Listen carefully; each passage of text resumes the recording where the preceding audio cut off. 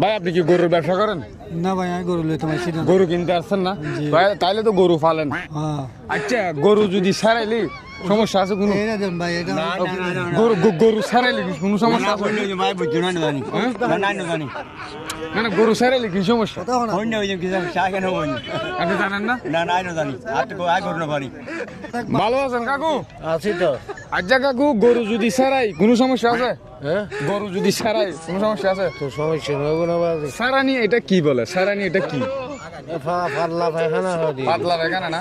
এই ক্ষেত্রে গরুর করণীয় কি সারানি বন্ধ করার জন্য? ওষুধ নাই না বাজি। ওষুধ আছে না? এই ওষুধের জন্য আমাদের কোথায় যেতে হবে শুরুতে?